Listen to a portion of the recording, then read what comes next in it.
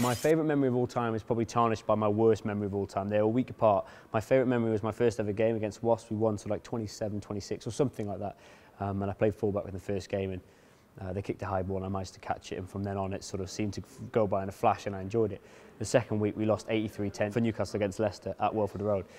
So it's quite nice that they've sort of latched onto each other and they were sort of like a week apart, but yeah, having your first game in the Premiership was massive, and obviously, you know, it sort of meant that you were doing something right in training and people thought that you could maybe do this one day, and that was a huge part of where you are now.